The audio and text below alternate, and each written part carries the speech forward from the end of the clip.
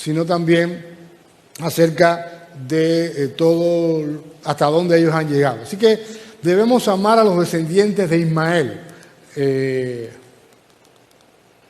Ok, vamos a ver si, ahora no sé si estoy para adelante o estoy para atrás.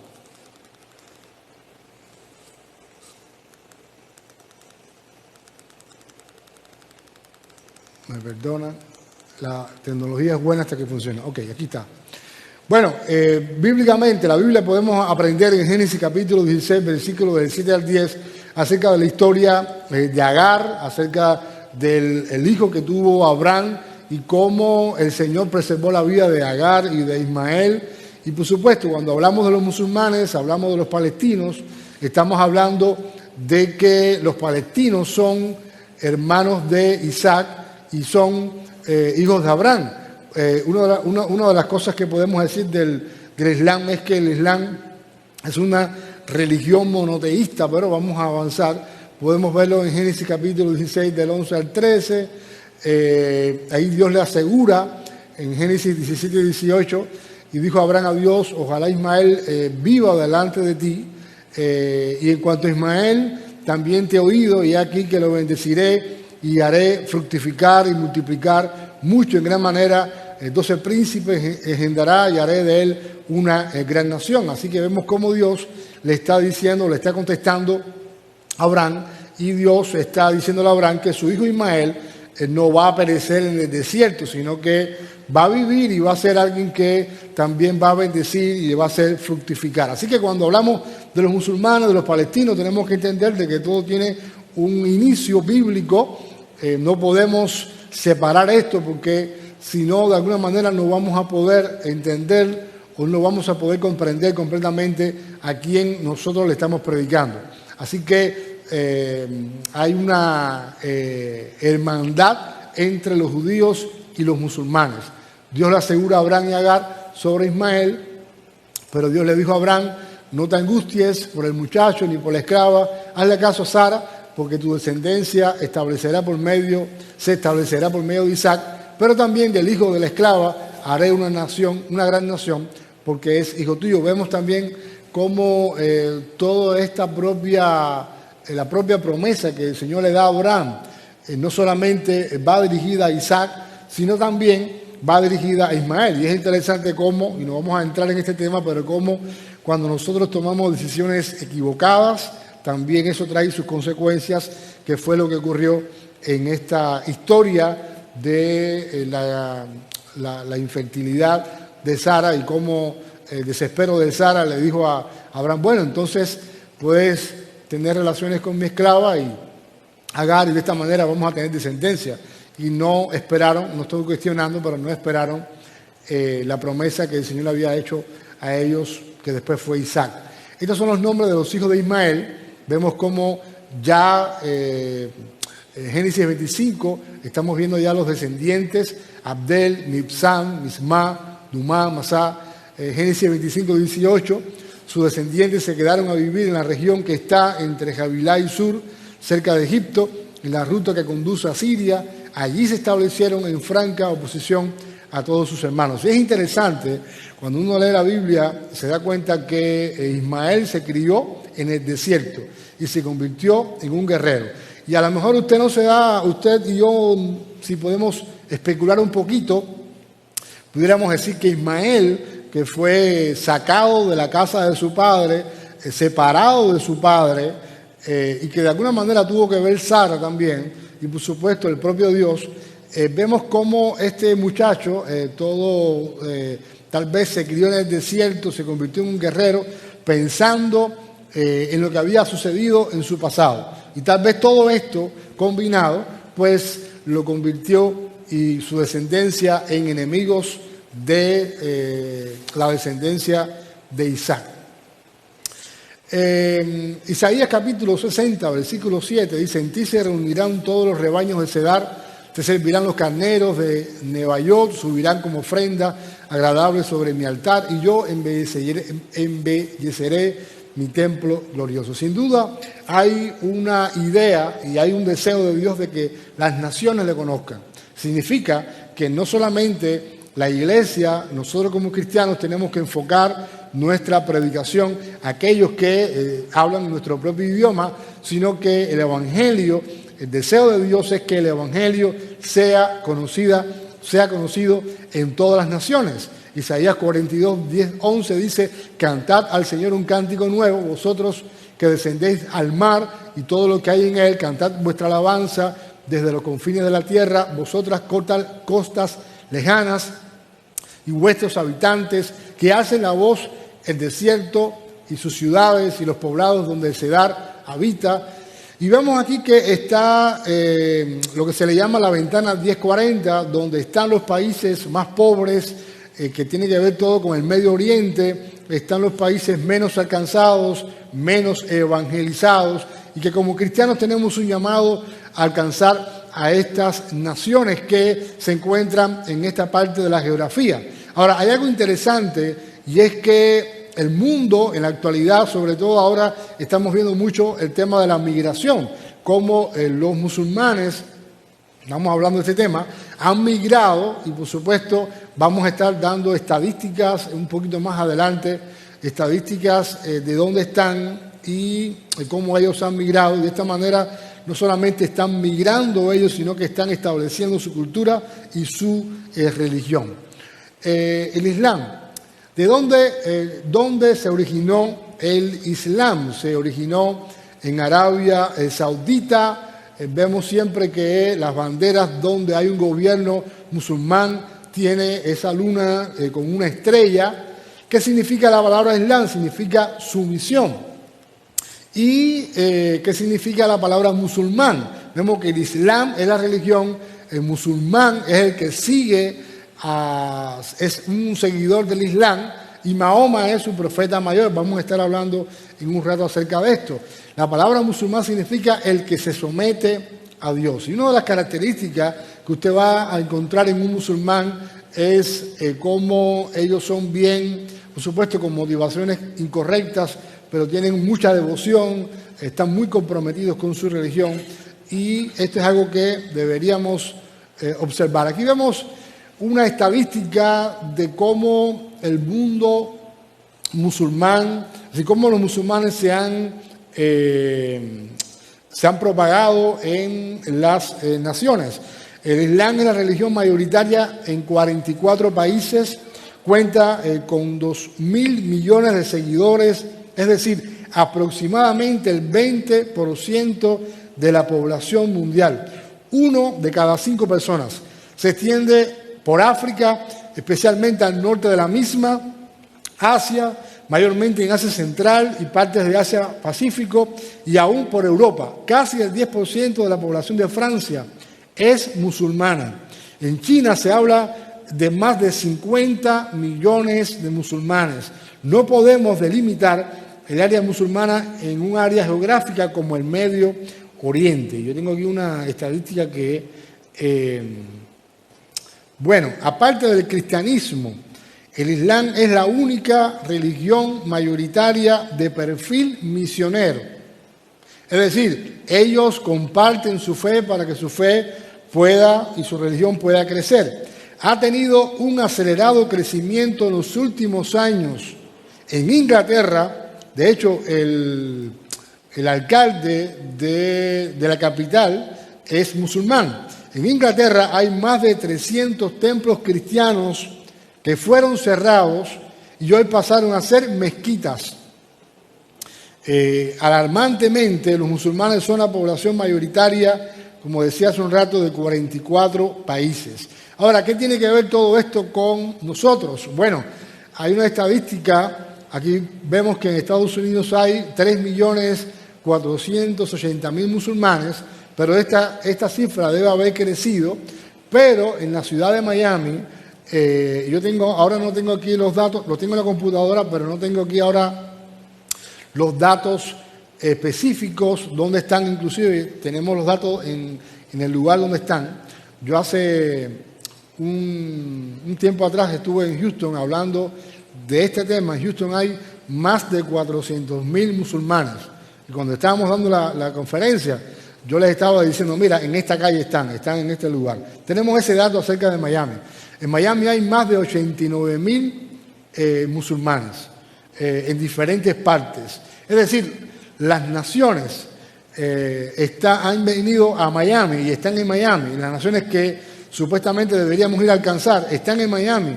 Y como iglesia necesitamos entender de que Dios nos está llamando a compartir el Evangelio con aquellos que no le conocen, y entre ellos están los musulmanes. Tenga esa cifra, 89,000, más de 89,000 musulmanes. De hecho, hace un tiempo atrás, no sé ahora, pero hace unos meses atrás, había una gran cantidad de afganos que, producto de que el gobierno americano quitó a los militares de Afganistán, había una gran entrada de afganos, de familias afganas, y en El Doral habían algunos hoteles llenos de afganos que estaban allí. De hecho, la cantidad de dinero que el gobierno americano está dándole a los musulmanes, a esas familias que están entrando a los Estados Unidos, es increíble.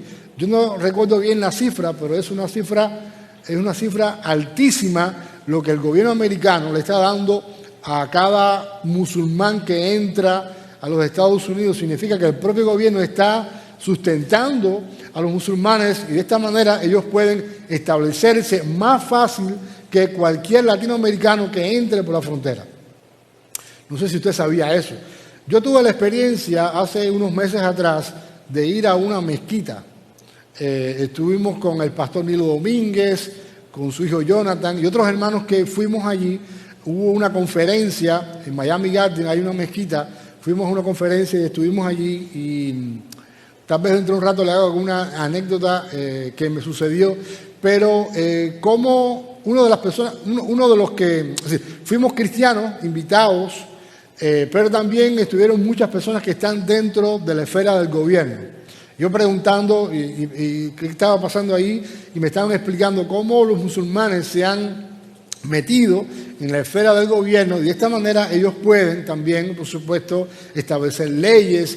Y es increíble cómo los cristianos, teniendo la verdad, conociendo la verdad, muchas veces pensamos que los cristianos no estoy hablando de la iglesia, los cristianos no nos podemos meter en política. Sin embargo, Dios ha llamado a los cristianos también, a algunos cristianos, a ejercer en esta esfera de la sociedad para establecer o para defender, por supuesto, la palabra de Dios. Sin embargo, ellos sí tienen la visión de poder penetrar toda la cultura donde ellos están para imponer su manera su propia manera de ver la vida, que tiene que ver mucho con, por supuesto, la religión. ¿Qué significa Alá? Alá significa Dios. Ellos creen en un Dios monoteísta, es decir, ellos creen que Alá no tiene ni hijos, ni tiene familia, es un Dios, es una de las tres religiones monoteístas. Están los judíos, estamos los cristianos, y ellos están también dentro de las tres religiones monoteístas, así que ellos creen en un solo Dios, y de hecho ellos nos critican a nosotros porque no entienden el término. Por ejemplo, cuando nosotros tratamos de explicar la Trinidad, vamos a estar viendo esto en un ratico.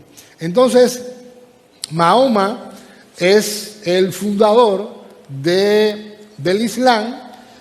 Es el iniciador del Islam. Nació en el año 570 después de Cristo, en la ciudad de Meca. Por eso cuando los musulmanes oran, están mirando hacia la Meca, hacia ese. Ahorita lo puse, pienso que dentro de un rato también va a aparecer la imagen. Después, es un lugar donde se reúnen los musulmanes, donde un musulmán debería ir, aunque sea una vez en la vida.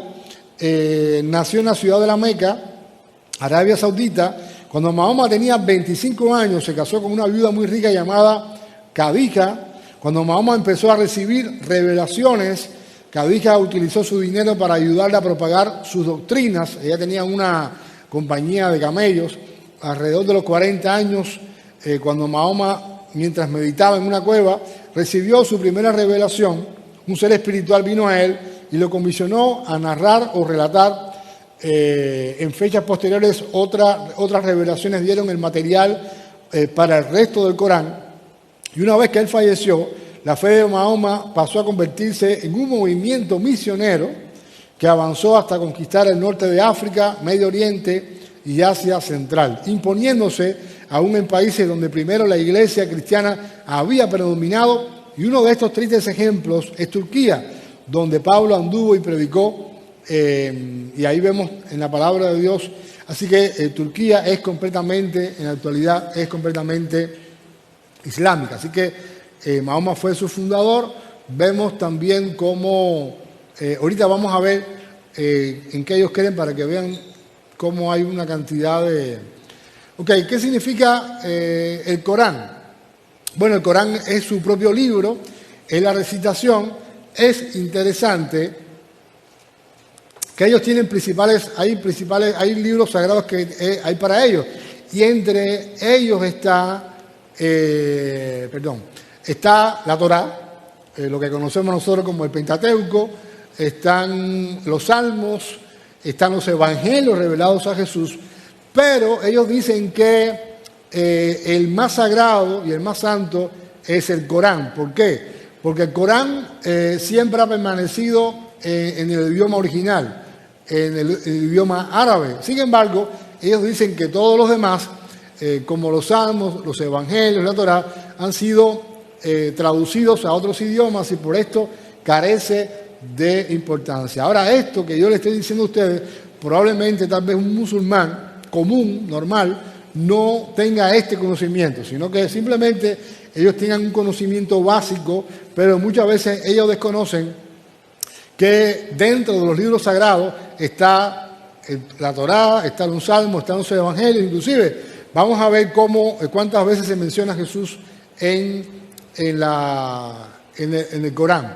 Hadith es una colección de escritos que documenta las enseñanzas y las palabras y los actos de Mahoma. Es un libro aparte. Los 5 pilares del Islam. Esto es muy importante que nosotros podamos conocer. Bueno, no hay dioses, solo hay un Dios, principio suficiente, y Mahoma es su profeta, el último. Es decir, ellos reconocen que Jesús fue profeta, reconocen los profetas que menciona la Biblia, pero Mahoma es el último, es el profeta más santo.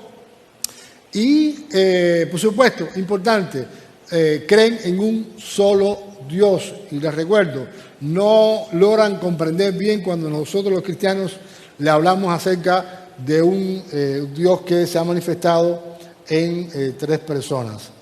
Segundo, la oración. Ellos oran 5 veces al día en dirección a donde está la Meca, donde nació, donde está la Kabá, que recuerden que la Meca fue donde nació Mahoma. Así que oran 5 veces al día, en el mediodía, media tarde, cuando está anocheciendo, y en la noche. Imagínense que un musulmán supera ampliamente a nosotros cuando hablamos de oración. Usted le dice a la iglesia, vamos a orar, y la gente, o ¿cuántas veces tú oras al día? Y muchas veces nosotros no, por supuesto, hemos perdido, pudiéramos decir que el hecho de tener esa seguridad de salvación muchas veces nos ha relajado, y muchas veces no tenemos la disciplina de la oración y mucho menos de la lectura de la palabra. Así que ellos tienen este es el segundo pilar muy importante. Recordemos el primero, hay un solo Dios. Segundo, un pilar muy importante que tiene que ver con la oración. Y recordemos, yo recuerdo que cuando fuimos a la mezquita ellos tuvieron un tiempo de oración. Usted no entiende nada porque esa oración es en árabe, es algo repetitivo, pero tenemos que entender de que si ellos tienen tantos seguidores, también todo esto tiene una connotación espiritual, demoníaca, que está detrás de toda esta religión en la que ellos están, por supuesto, ensimismados. Todos los musulmanes deben limpiar partes de su cuerpo de las impurezas con agua antes de cada oración. Oh creyentes, y este es un texto de ellos, Sura 5, versículo 6, oh creyentes, cuando os dispongáis a observar la oración, lavad la cara y las manos hasta los codos, frotaos la cabeza y lavaos los pies hasta los tobillos. Interesante, en la mezquita, cuando uno va a entrar, es decir, cuando uno está ahí, ellos tienen baños, las mujeres están separadas de los hombres, así que por supuesto los hombres tienen un baño bien grande, bien amplio. Yo recuerdo que, por supuesto, yo nunca había entrado en una mezquita. Cuando yo entré a la mezquita me encontré que habían chancletas para entrar, y a mí eso yo decía, bueno, ¿y ahora qué hago con esto? Porque yo lo que hice fue, había que quitarse los zapatos y ponerse las chancletas. Y yo me quité los zapatos y me fui en plantilla de media por todo el baño. Después, cuando estaba saliendo, me di cuenta que había uno que entró y se puso las chancletas. Mira, para eso.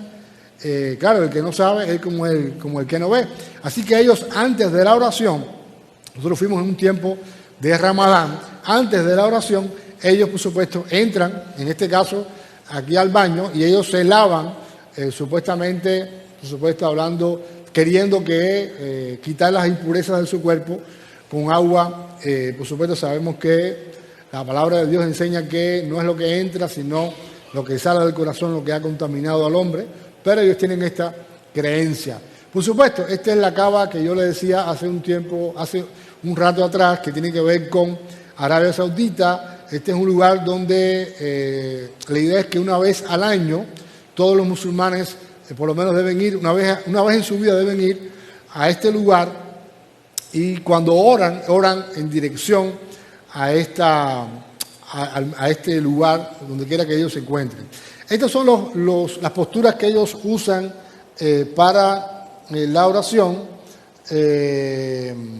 La oración incluye guíanos por el camino recto, y ven que ellos tienen todas estas posturas que, por supuesto, tienen que ver con mucha religiosidad, pero tampoco le quitamos el mérito de que de alguna manera ellos, con una mala motivación igual, ellos se rinden ante Dios y tratan de buscar a Dios. Cuando ellos están en el tiempo de Ramadán, es un buen momento que nosotros comencemos a orar por ellos, porque ellos están buscando en ese tiempo de Ramadán que Dios, que Alá les revele. Y muchas veces ellos han tenido sueños donde se han encontrado con Jesús y Jesús le ha mostrado algo. Así que cuando están en el tiempo de Ramadán, es bueno que usted y yo estemos pendientes para orar por ellos, para pedirle al Señor que en ese tiempo donde ellos están buscando una intimidad, donde están buscando revelaciones, ellos puedan tener una revelación de parte de Dios, donde ellos puedan comprender quién es el Dios verdadero. Así que cuando ellos están orando, es como una guerra espiritual. Usted está orando para que Dios se revele al corazón de estas personas que tienen mucha necesidad, por supuesto, de Jesús. También, por supuesto, los que no van a la Meca, hay una oración comunitaria, y usted se da cuenta que inclusive en Cuba muchos de los estudiantes de medicina son musulmanes, los que somos cubanos, y ellos no solamente van, yo recuerdo que hace un tiempo atrás ellos le exigieron al gobierno cubano que les dejara construir una mezquita. Así que, claro, como es un problema económico, por supuesto el gobierno cubano accedió. Bueno, un tercer pilar es la limosna, una obligación imponible sobre bienes privados en beneficio de un grupo específico de personas anualmente. Es decir, que ellos están muy preocupados por las personas que están pasando necesidad, así que ellos pues ayudan a otras personas, y también, por supuesto, tienen este valor de dar a personas necesitadas, y esto es bueno, pero por supuesto sabemos que las obras no salvan. Bueno, el ayuno, cuando ellos ayunan, ellos se abstienen de ingesta de alimentos, bebidas.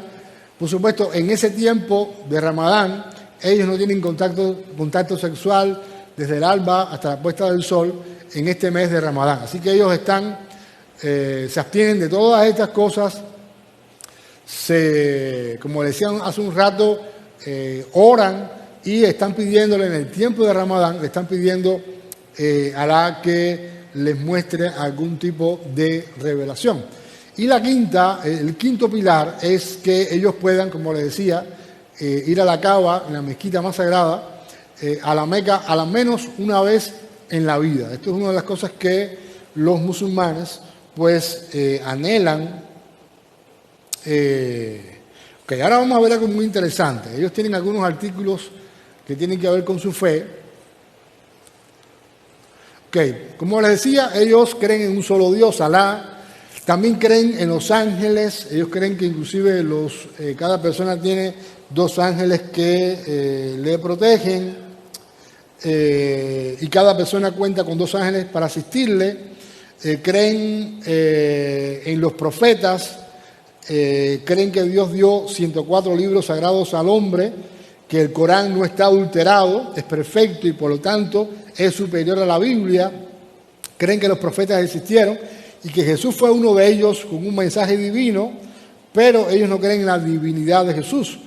Creen inclusive que un día va a haber un juicio, creen en la resurrección, creen que si un musulmán se comporta correctamente va a ir al cielo y si no va a ir al infierno. Ven que de alguna manera hay cosas que son muy parecidas a la fe cristiana y de alguna manera el Corán es como una...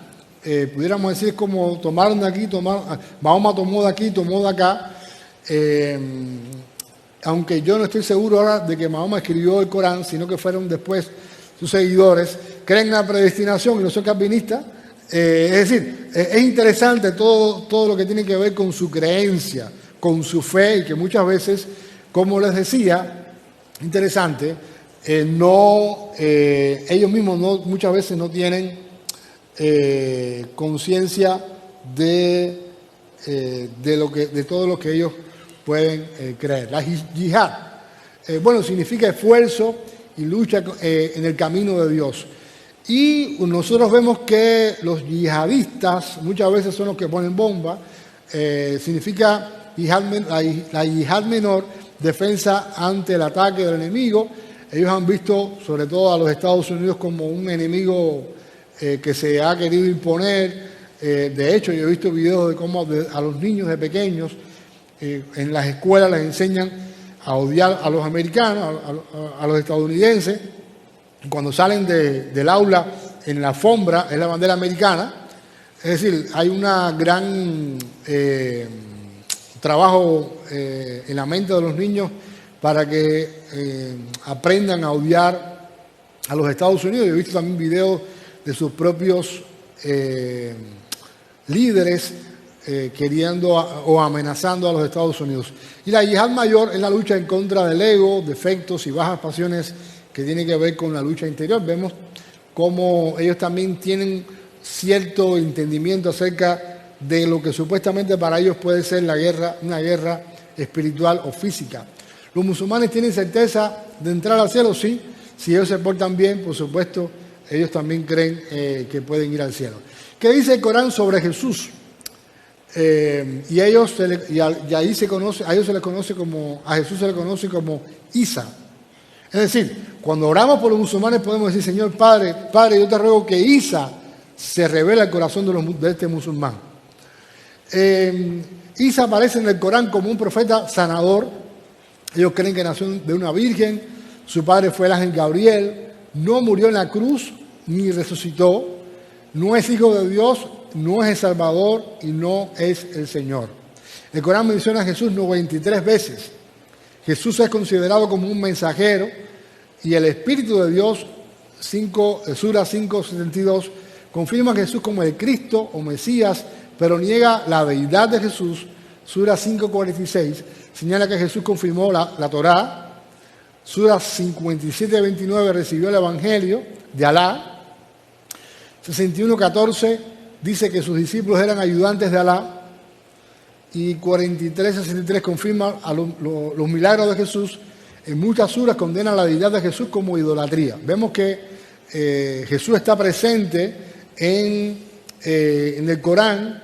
Vemos cómo Jesús, usted y yo podemos hablar, podemos comenzar un diálogo con un musulmán preguntándole: bueno, ¿y sabes quién es Isa? ¿Qué fue lo que hizo Isa? Yo creo en Isa. Me gustaría que conocieras a Isa. Ahora vamos a estar hablando un poco acerca de cómo compartir el Evangelio con un musulmán. Así que vemos cómo en el propio Corán puede ser una buena base para nosotros poder tener un acercamiento hacia un musulmán. Bueno, compartiendo el Evangelio con un musulmán, ¿cómo nosotros podemos compartir el Evangelio? La primera que ustedes ven aquí, la tercera, la señora que tiene un niño, ellas son misioneras. La que tiene el niño es colombiana, la primera que ustedes ven es mexicana ellas estuvieron viviendo en un país musulmán, una república ex Unión Soviética. Ellos estuvieron alrededor de 15 años viviendo en este país musulmán, compartiendo el Evangelio, abrieron un orfanato. Y, por supuesto, una de las mejores maneras de usted compartir el Evangelio con ellos es invitándolo a un té, saliendo con ellos, compartiendo, antes de compartir la fe, haciendo relaciones. Algo importante es que usted pueda hacerse amigo del musulmán. Algo importante es que usted pueda ser accesible a ellos, donde ellos puedan ver que usted, más allá de querer imponer una religión, ellos vean que usted y yo queremos simplemente compartir con ellos, ser hospitalarios, invitarlos a un lugar para que ellos puedan entender de que queremos su amistad. Esto es muy importante. Tenemos que hacer un esfuerzo para entender y tomar en serio el contexto específico de cada grupo humano y persona en su propia dimensión cultural, social, religiosa, política, económica, y discernir lo que dice el Evangelio a las personas en ese contexto. Tenemos que conocer el contexto cultural histórico que ha formado la mentalidad y la cosmovisión musulmana. Y hace un rato hablábamos de que en Miami hay más de 89.000 musulmanes, y déjenme ver si yo tengo aquí la cifra. Sé que en las notas que tengo, que ahora no me aparece aquí, estos musulmanes, muchos vienen de Marruecos, que ya sabemos todo que Marruecos le ganó a España en el fútbol.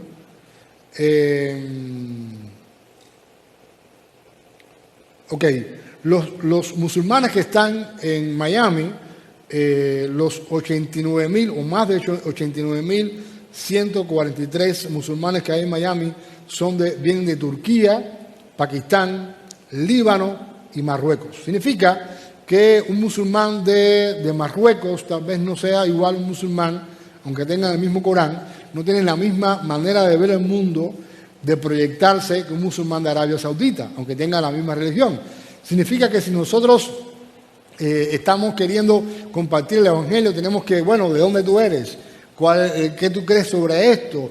Es decir, tenemos que aprender y comprender el contexto, lo que ellos creen, cómo ellos ven la vida, qué valores tienen ellos sobre los niños, sobre el matrimonio. Yo hace unos días atrás estaba viendo la explicación de un musulmán acerca de por qué un musulmán tiene más de una mujer. Yo quiero escucharte, yo quiero saber qué tú piensas. Es bueno que cuando compartamos el Evangelio con ellos le hagamos preguntas para que ellos sean los que estén simplemente en el centro de la conversación y nosotros pendientes, sabiendo que toda esta información que nos están dando nos va a ayudar después a poder hablar acerca del Dios en el que nosotros creemos. También vi en las redes sociales en estos días cómo una musulmana estaba hablando acerca de una de las intenciones que ha tenido el Mundial de Fútbol en Qatar, y es mostrar la cultura musulmana. Usted se da cuenta cómo sobre todo los latinos que están yendo o que están en Qatar, muchas veces usan lo que es la mascota del Mundial. Yo no recuerdo ahora cómo se llama, que tienen usted sabe, me lo puede decir, cómo muchos se visten, cómo esto está inclusive con las banderas de sus países, y cómo de alguna manera le están vendiendo, le están mostrando una cultura, le están mostrando cómo son prósperos, que los musulmanes son prósperos. Es decir, hay toda también una intención de poder compartir su propia fe a través por ejemplo, ahora del Mundial de Fútbol. Pero todos sabemos que donde quiera que haya un musulmán, ellos tratan de hacer una mezquita, continúa con su religión. Tienen un concepto muy alto acerca de la familia. Hoy compartía con alguien y les decía, el problema está que la palabra de Dios dice que cuando el Señor habla en Génesis 12, 1 al 3, el Señor le dice a Abraham, en ti serán benditas todas las familias de la tierra. Cuando hablamos Mateo 28, del 18 al 20, dice, hacer discípulos a todas las naciones que son, ¿qué? Familias también, son pueblos, son naciones, son familias. Es decir, en la mente y en el corazón de Dios, cuando Dios ve a quienes Él quiere alcanzar, está hablando de quiénes, de familias. Sin embargo, nosotros los occidentales tenemos una cultura, tenemos una manera de ver las cosas muy individualistas. Esto inclusive ha sido también ¿cómo pudiéramos decir? Ha sido más fácil para que todo el tema, por ejemplo, de la ideología de género penetre y derrumbe el diseño de Dios acerca de la familia. Sin embargo, usted ve que todo el tema de la ideología de género no ha podido penetrar, por ejemplo, en los países musulmanes, porque tienen un alto concepto de lo que es la familia. Los cristianos hemos sido llamados a alcanzar, ¿qué? O a evangelizar ¿a quiénes? A todas las familias de la tierra, ¿sí o no? Entonces, cuando nosotros nos acercamos a alguien, estamos viendo de que no solamente me acerca a un individuo, sino que me estoy acercando ¿a quién? A su familia. Y esto es importante. Cuando un musulmán se va a presentar aquí, ¿a quién te va a presentar? A su familia. Cuando un cristiano muchas veces se va a presentar, ¿a quién se presenta? A sí mismo. Porque muchas veces estamos divorciados o hemos tenido fracasos, etc. Es decir, muchas veces un cristiano no dice, esta es mi familia que adora y sirve a Dios. ¿Me hago entender lo que quiero decir? Un musulmán te va a decir, aquí está toda mi familia. Mis hijos, no sé cuántas esposas, pero aquí está mi familia. Y todos somos musulmanes. Sin embargo, los cristianos cuando nos presentamos, no, aquí estoy yo. Pero muchas veces no somos capaces de decir, bueno, aquí están mis hijos, aquí está mi esposa, todos somos cristianos, todos servimos a Dios único. No. Tenemos un concepto muy limitado acerca de lo que Dios quiere hacer en nosotros y con nosotros. Dios quiere bendecir tu familia para que alcances o para que evangelices a las familias de toda la tierra, de todo el mundo, incluyendo los musulmanes. Significa que cuando tú ves a un musulmán tienes que ver a quién tú ves. Cuando tú ves un musulmán con una barba, vestido, bueno, normalmente cuando usted ve eso, si viene caminando por aquí, ¿usted qué hace?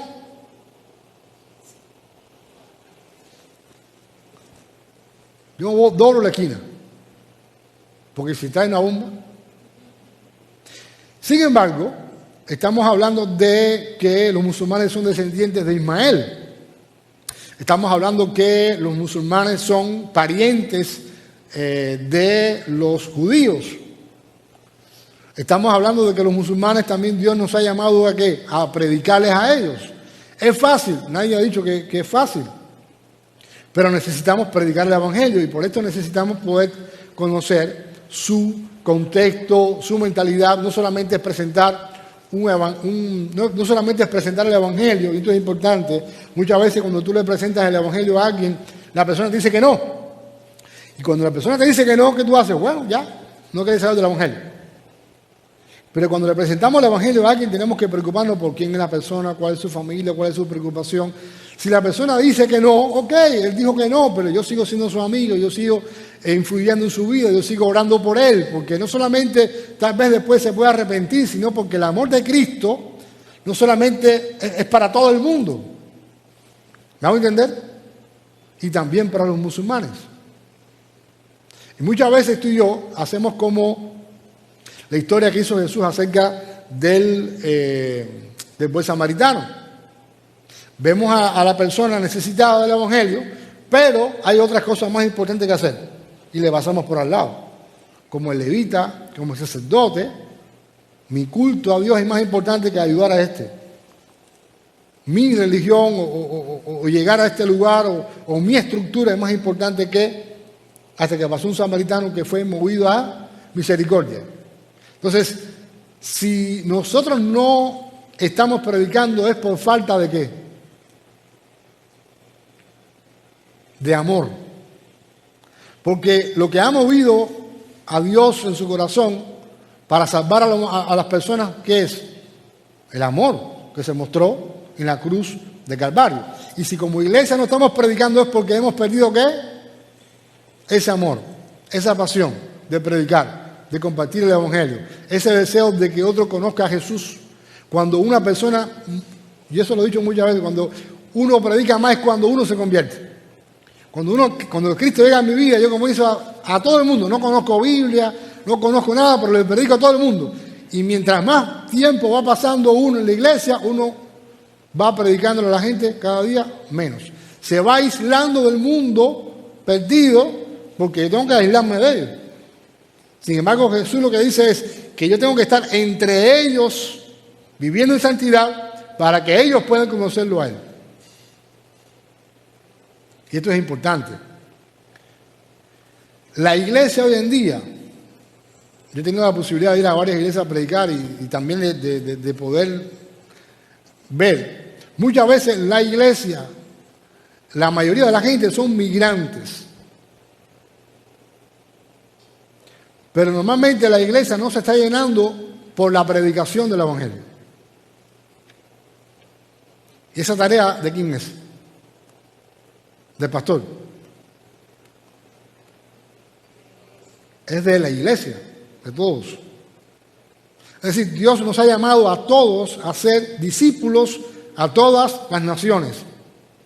Y si usted me dice ahora, es que yo no tengo un pasaporte, es que yo no tengo dinero para ir a Turquía, bueno, hay más de 89,000 musulmanes en Miami, que usted puede compartir el evangelio con ellos.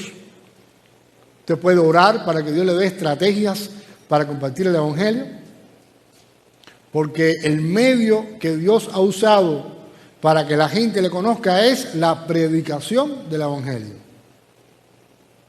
Y la iglesia va a crecer cuando la iglesia predica el evangelio. La iglesia va a ver fruto de la predicación del evangelio. Pero si nosotros nos quedamos aquí esperando a que la gente venga, no va a llegar. Ahora, usted se imagina que usted y yo hagamos una campaña evangelística, le voy a decir de esta manera para poder entenderlo mejor, a una comunidad musulmana, y que un fin de semana, esto es algo hipotético, se conviertan 20 musulmanes. Y los 20 musulmanes vengan el domingo en la mañana en la iglesia. ¿Qué pasará si de pronto el domingo en la mañana entran 20 musulmanes por ahí, vestidos de musulmanes? Probablemente los que están sentados se paren y se vayan. ¿Sí o no? ¿Sí o no? O estoy diciendo algo que no es. La iglesia no está preparada muchas veces para recibir ni a los musulmanes, ni a los homosexuales. Y cuando los vemos, queremos cambiarlos. En vez de mostrarles el amor de Jesús para que sea el Señor quien transforme sus vidas. Entonces, hoy estamos hablando de algo importante porque, como dice un dicho, estamos rodeados y no de agua. Porque no solamente hay más de 89,000 musulmanes, también hay otra cantidad importante de judíos, hindúes, que vamos a estar hablando el miércoles que viene acerca del hinduismo y cómo el hinduismo ha penetrado la cultura occidental y cómo tú y yo muchas veces hacemos cosas que están relacionadas con el mundo hindú y no lo sabemos. Como por ejemplo los avatars. Después les voy a enseñar, porque estamos hablando de los musulmanes. Ok, entonces tenemos que... La palabra cristiano para ellos quiere decir personas que viven en malicia y en pecado. Los cristianos no han amado a los musulmanes y los musulmanes no han tenido en cuenta las palabras de su profeta. Dale tu tiempo y amistad, busca un punto de necesidad y ministrale el amor de Cristo. Abre tu corazón y tu hogar y verás cómo Dios puede quitar las barreras, derribar muros y abrir las puertas de su corazón para que reciban al Señor Jesús. Demuéstrale el nombre, número 100 de Alá, amor. Así que Alá tiene uno de sus significados para ello es amor. Nosotros estamos teniendo todos los sábados, pero realmente es viernes, sábado, domingo, lunes, estamos yendo al puerto de Miami. Hemos hablado mucho de este ministerio. Este ministerio no es de nosotros, es un capellán que se llama Vasily Udolkin, madre ucraniana, padre ruso, nacido en Perú. Es el que está haciendo así. El ministerio del puerto los martes se está yendo, esto que ustedes ven aquí es el comedor de un buque mercante. Todos los martes a las 10 de la mañana compartimos el evangelio con este grupo de marineros que no son musulmanes, pero dentro del local que está en el propio puerto, este es un grupo, este muchacho es mexicano, hay musulmanes que lamentablemente yo no puse una foto, pero todos los sábados, todos los viernes, sábado, domingo, lunes están yendo musulmanes a este lugar. Y nosotros estamos yendo a este lugar a predicar el evangelio. Ahora, ¿cómo le predicamos el evangelio musulmán? Bueno, sirviéndoles, por ejemplo, galletitas, sirviéndole café. Ellos van ahí a este lugar a conectarse por internet con su familia, porque se pasan toda la semana en un barco. Entonces, toda la semana ellos están yendo ahí y ellos están viendo que lamentablemente yo no puse para el domingo que viene, el miércoles que viene puedo traer fotos de los hermanos que están yendo. Ellos todos los sábados, por ejemplo, saben que hay un grupo de cristianos que les está esperando. Por ejemplo, la clave del internet es Jesús te ama. Así que se está predicando de toda la forma y de toda la... Pero ellos están viendo cómo los cristianos estamos, ¿qué? ¿Quieres café? Se le lleva croquetas, se le lleva pastelito, porque la idea es que a través del servicio y a través del amor que ellos ven en nosotros puedan conocer a Jesús. Ahí hemos visto musulmanes que piden oración por su familia, por su país. Ellos vienen y dicen, yo quiero que oren por mí, y oramos por él, por ellos. Hay culto en inglés y en español en el tiempo que estamos ahí en la mañana. Les estamos invitando, yo les estoy invitando para que puedan asistir al puerto de Miami. Yo les puedo dar la dirección, nos podemos ver el sábado en la mañana, en el tiempo que usted tenga, o si usted quiere ir el viernes, yo le puedo poner en contacto con el capellán, o si usted quiere ir domingo por la tarde. Por ejemplo, un sábado o cualquiera de estos días que yo he mencionado, pueden ir fácilmente más de 100 personas. Y la mayoría son musulmanes de diferentes países. Entonces, las naciones están viniendo a Miami y tenemos una responsabilidad de compartir el evangelio con todas las personas. Todos tenemos que amar, terminamos la conferencia de hoy, a los musulmanes. Así que usted ore, en primer lugar, ore por ellos, aunque no los conozca, y pídale al Señor citas divinas donde Dios le pueda mostrar a usted dónde hay un musulmán, cómo usted puede compartir su fe, cómo le puede invitar a un té, cómo puede hacer una amistad. Y antes de invitarlo a la iglesia, usted háblele acerca de lo que Jesús ha hecho en su vida. Ore por él. Yo recuerdo, y termino con esto, que cuando fuimos a la mezquita, en la parte, ellos tienen, cuando uno entra, hay como un lugar que es como un comedor, como un restaurante. Y nos sirvieron comida típica de ellos, porque están queriéndonos, de alguna manera, mostrar su cultura. Pero ahí tuvimos la posibilidad de conocerlos a ellos, hablar con ellos, en qué tú trabajas, en qué negocio tú estás. Y tuvimos la posibilidad de decirle, ¿te gustaría que yo ore por ti? Y ahí mismo tuvimos la oportunidad de orar por ellos y que Dios nos diera una palabra para ellos específica, para que ellos pudieran conocer que el Dios en el que nosotros creemos es un Dios que les ama. Pero tenemos que ser intencionales. Así que hay más de 89,000 musulmanes en Miami. Puede ser que tú conozcas uno, puede ser que alguien sea tu vecino. Acércate a él, bríndale tu amistad, invítale a un té y comienza a tener una relación con ellos, con su familia, para que ellos puedan conocer a Jesús, el Dios verdadero. Muchas bendiciones y Dios mediante nos vemos el próximo miércoles.